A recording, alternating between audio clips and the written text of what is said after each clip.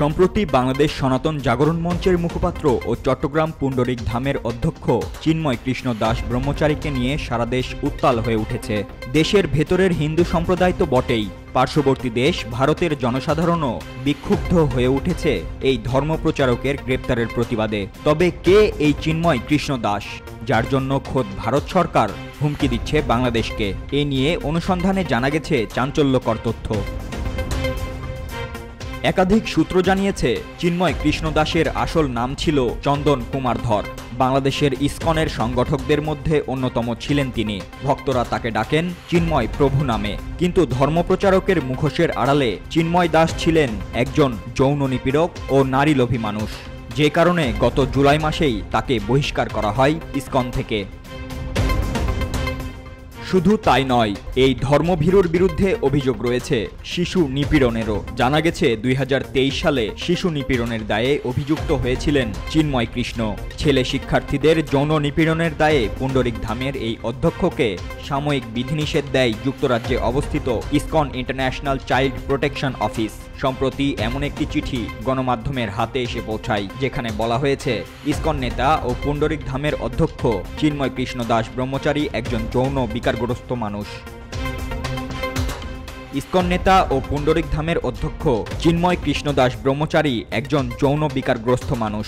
তাছাড়া পুণ্ডরিক ধামের ছেলে শিশুদের নানাভাবে যৌন নিপীড়ন করারও প্রমাণ মিলেছে তার বিরুদ্ধে। জানা গেছে সেই সব শিক্ষার্থীকে বিভিন্ন সময় নানা ছলে নিজের রুমে ডেকে নিয়ে গিয়ে যৌন নিপীড়ন করতেন ধর্মীয় শিক্ষকের মুখোশধারী চিন্ময় ব্রহ্মচারী। এই ঘটনায় 2023 সালের 6 October ISKCON international child protection office সতর্ক করে জানিয়েছিল যে 18 বছর বয়সের নিচে কেউ যেন চিন্ময় দাস ব্রহ্মচারীর ধারে কাছে না যায়। সেই চিঠিতে শিশু নিপীড়নের অপরাধে চিন্ময়ের ওপর সাময়িক বিধিনিষেধ আরোপের পাশাপাশি চিন্ময়কে কিছু সময়ের জন্য কীর্তন করা, এমনকি শিক্ষাদান থেকেও তাকে বিরত থাকতে বলা হয়েছিল।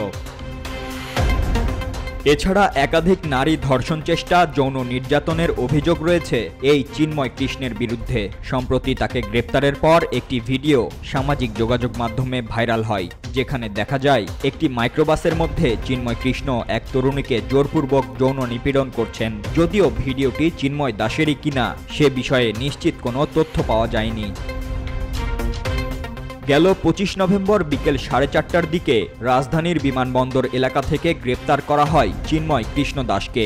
জাতীয় পতাকা অবমাননার অভিযোগে রাষ্ট্রদ্রোহের মামলায় তাকে গ্রেপ্তার করে ডিএমপির গোয়েন্দা শাখা। আর এই নিয়ে পরবর্তীতে চিন্ময় কৃষ্ণ দাসের ভক্ত ও অনুসারীদের সঙ্গে সংঘর্ষে নৃশংস প্রাণ হারান সাইফুল ইসলাম আলিফ নামের একজন আইনজীবী।